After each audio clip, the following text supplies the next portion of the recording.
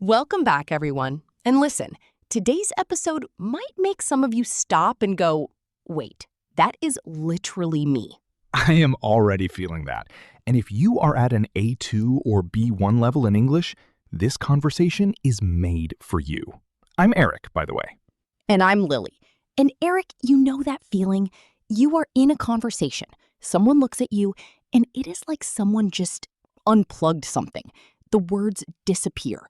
The sentence you had ready, gone. Some of you just felt that in your chest right now, because that is exactly what we are talking about today. Speaking English confidently, even if you're shy. Even if the thought of opening your mouth in English makes your stomach drop just a little. And before we go any further, let's make this real for a second. 3 years of learning English. You understand everything. Movies, podcasts, every conversation around you. But the moment it's your turn to speak, complete silence. Sound familiar? We'll come back to this, because what can happen in one small moment can change everything. And don't worry, this is not just going to be us talking about feelings. By the end, we will give you 3 specific things you can try the very next time you speak English. I used to be genuinely terrified of speaking English in front of people. Sweaty palms, dry mouth, my mind going completely empty. The whole performance. Full theater. No ticket needed. And here is what nobody tells you. It was not because my English was bad. It was because of something else entirely. Something going on underneath the language. And how many of you have rehearsed a sentence in your head 4 or 5 times and then just smiled and nodded instead of saying it out loud? Because the smile felt safer. The smile felt safer. And if that is you, there is nothing wrong with you. It does not mean your English is weak. It does not mean you are not intelligent. It means you care about how you come across. And that is actually a very human thing. It just does not feel very human in the moment. It feels like your own mouth is working against you. So today, that is exactly what we are getting into. Why this happens, what is going on underneath it, and what you can do about it. Not someday, not when your English is perfect. Right now, with the English you already have.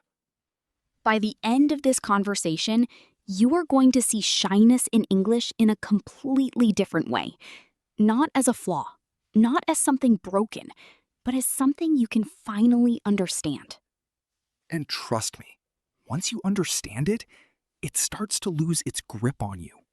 Okay, so let's talk about what is actually happening. Because I think a lot of people assume I am shy in English because my English is weak. But that is not always the full story, is it? No, and this is the part that surprised me the most, because some people have studied English for years. They know the grammar, they know the vocabulary, and they still freeze the moment they have to speak. Which tells you the problem is not always the language. Sometimes the problem is the feeling around the language. And here is a very specific moment I want you to think about. You are sitting in a group, maybe a class, maybe a meeting, maybe just friends. Someone asks a question in English. You know the answer. You actually know it. Mm-hmm. But you stay quiet. And then, 3 seconds later, someone else says the exact thing you were thinking. And you sit there going, that was mine. Oh, that feeling is so specific. And so many people have lived that exact moment. So why did you stay quiet? Your English was fine. Your answer was correct. What stopped you? And this is where it gets really interesting. There is something called the spotlight effect. Spotlight, as in that bright light on a stage that follows the performer everywhere. The spotlight effect is the feeling that everyone around you is watching you, judging you, noticing every single mistake you make. But here's the thing. They are not. People are far too busy thinking about themselves to be carefully watching you. We just do not feel that way in the moment.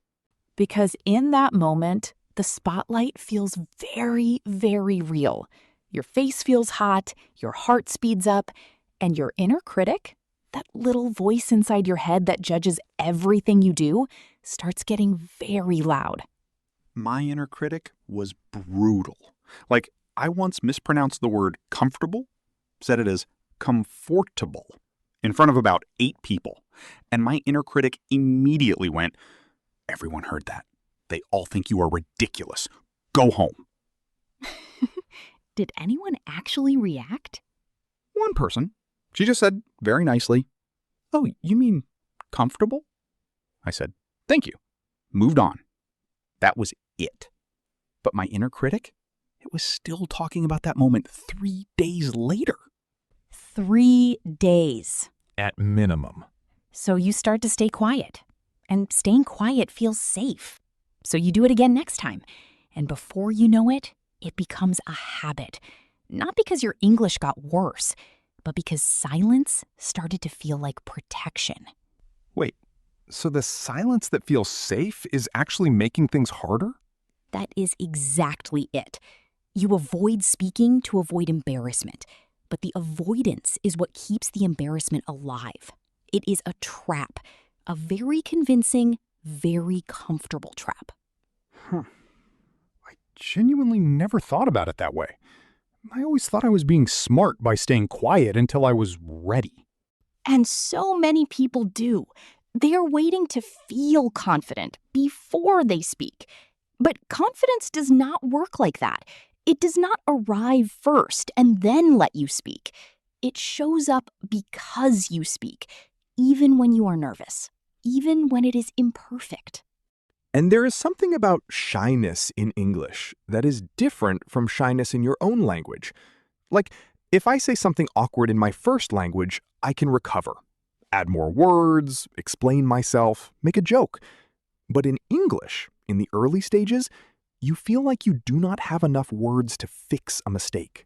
That feeling of being stuck, like you stepped into a sentence and there is no exit.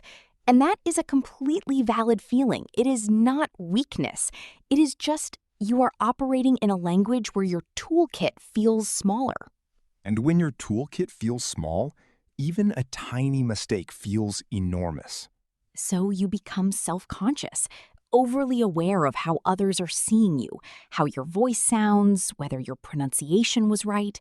And that self-consciousness takes up so much mental space that there is almost nothing left for the actual conversation. It is like trying to drive a car while reading a map, replying to a message, and checking if your hair looks okay in the mirror, all at the same time. And then someone asks, "So, how was your weekend?" And you completely freeze up. Freeze up, meaning you suddenly cannot speak or respond, even though you want to. Your mind and your mouth just stop cooperating. I once froze so completely that I just pointed at a menu item instead of saying its name. The waiter looked at me like I was a very confused tourist. Which, fair. Fully fair. But the thing is, even that worked. He brought the food. Communication happened. Imperfectly, but it happened. And that is such an important thing to notice, because once you name what is happening, once you see the spotlight effect, the inner critic, the freeze, it starts to lose a little bit of its power over you. The first step is not a new grammar rule. It is understanding what is actually going on inside you when you try to speak. Okay, so here is something I really want to address, because there is this image people have of a confident English speaker, someone who never pauses, never searches for a word, never makes a grammar mistake, just speaks in this perfect, smooth, uninterrupted flow. Right, like a news anchor or a movie character. Always the exact right word at the exact right moment. And that image is doing a lot of damage, because real confident speakers, they pause, they search for words, they say and, how do I put this? They are just not ashamed of it. That is such an interesting distinction. It is not that confident people have no fear. It is that they have a different relationship with the fear. They feel it, and they speak anyway. Remember what we talked about? 3 years of English, understanding everything, but going quiet the moment it was time to speak? You'd even avoid phone calls in English like they were Some kind of extreme sport? an extreme sport, yes. Then one day, imagine you're at a small gathering. Someone asks you, in English, where you're from. Simple question. And instead of going quiet, you just answer. Full sentence. Imperfect sentence. Something like, I am from a small city. It is not very famous, but I love it very much. That is a genuinely beautiful sentence. It is. Was the grammar perfect? Not entirely. Did anyone care? Not even a little. The person smiled, asked a follow-up question, and a real conversation started. From one imperfect sentence. And that is the moment people do not believe will happen until it actually happens to them. You think, if I make a mistake, the conversation will stop. It will be awkward. But most of the time, it just keeps going. The world does not end. Nobody gasps. Nobody pulls out a grammar book. The world keeps spinning. And here is what confident speakers actually have. What I would call a good enough to communicate mindset. And this is the real secret. Not a perfect mindset, a good enough mindset. The goal is not a flawless sentence. The goal is, did the other person understand me? Did something connect? And the irony is, when you stop chasing perfect, your English actually gets better because you are speaking more. And every time you speak, even imperfectly, something in you is learning, adjusting, getting a little more comfortable. Without even realizing it. That phrase, without even realizing it, means something is happening naturally, in the background, without you consciously trying. And that is genuinely how fluency builds. Not from perfect practice, from real practice. And there is one technique I want to mention here, especially for shy learners. It is called shadowing. So shadowing means you listen to a fluent English speaker, a podcast, a scene from a show, and you repeat what they say almost at the same time. You copy their rhythm, their pauses, the way their voice rises and falls. And the beautiful thing about shadowing for shy people is you are not performing. You are not being evaluated. It is just you, alone, borrowing someone else's confidence for a few minutes. And slowly, it starts to feel like your own. It is a bit of a paradox, actually. By imitating someone else's voice, you find your own. A paradox is something that sounds contradictory, but turns out to be true. And this one really is. And one more thing, accents. So many learners feel embarrassed about their accent, like it is something to hide or apologize for. And I want to say this clearly. Your accent is not a flaw. Your accent is part of your identity. It tells a story about where you grew up, what languages live inside you. The goal is not to sound like you were born in London or New York. The goal is to be understood. And warmth, clarity, genuine expression, those things come through in any accent. Confidence is not a personality trait some people are born with. It is a skill built in small moments, not big speeches, not perfect presentations. Small, brave, imperfect moments. One sentence at a time. That is really all it takes to start. So we have covered why this happens, what is going on underneath it, and what confident speakers actually do differently. And now I want to land this somewhere useful, because I never want anyone to finish listening and think, okay, interesting, and then go right back to staying quiet. Understanding something and actually doing something, those are two very different things. And the gap between them is where most people live.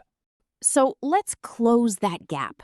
First thing, start talking to yourself. In English.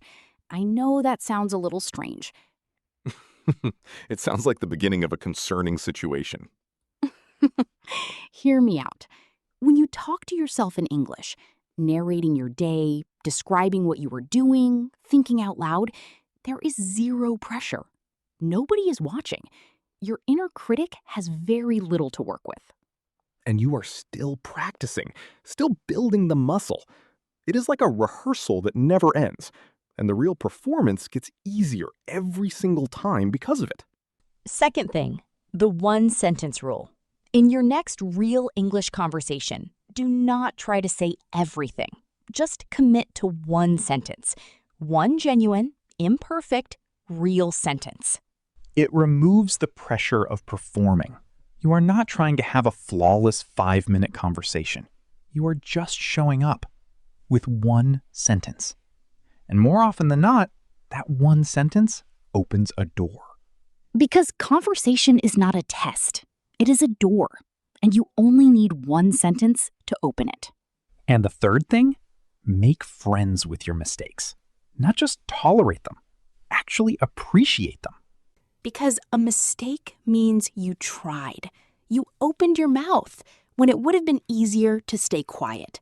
You chose growth over comfort. That is not embarrassing. That is something to be proud of. The people around you, most of them are just happy you are trying. People respond to effort. They respond to warmth. They respond to someone genuinely trying to connect. Nobody has a red pen. Nobody has a red pen.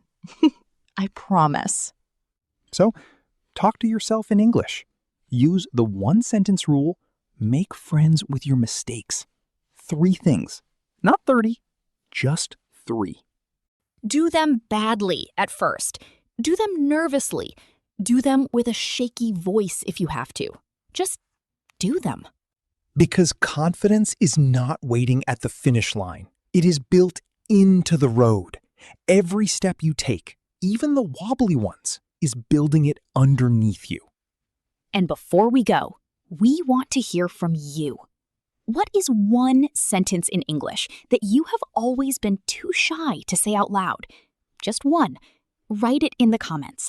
It can be simple, silly, something you have been holding for months. Write it here, and you have already done the brave thing.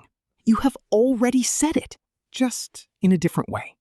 Okay, quick word review before we go. Let's make sure you walk away with real language, not just a good feeling. First, self-conscious. Feeling overly aware of how other people see you, like you are watching yourself from the outside. I felt so self-conscious when everyone turned to look at me. Freeze up. When you suddenly cannot speak or respond, even though you want to, your mind and mouth just stop cooperating. I completely froze up when he asked me to introduce myself. Inner critic. That voice inside your head that judges everything you do and notices every mistake. My inner critic told me my answer was wrong before I even finished saying it. The spotlight effect. The feeling that everyone is watching and judging you, when in reality, they're mostly focused on themselves. Nobody actually noticed my mistake. I was just experiencing the spotlight effect. Shadowing. Listening to a fluent speaker and repeating what they say almost at the same time, copying their rhythm, tone, and flow. I practiced shadowing every morning, and my confidence completely changed. Paradox. Something that sounds contradictory, but turns out to be true. It is a paradox. The more you try to avoid mistakes, the harder it becomes to improve. And without even realizing it. Something happening naturally, in the background, without you consciously trying. She kept speaking, kept showing up, and without even realizing it, she became fluent. That last one is my favorite because that is genuinely how this works. You show up, you try, you make the mistakes, and one day, without even realizing it, English stops feeling like a foreign language and starts feeling like yours. And that day is closer than you think. It really is. Thank you so much for being here today. Take care of yourselves, keep going, and we will see you in the next one. See you there.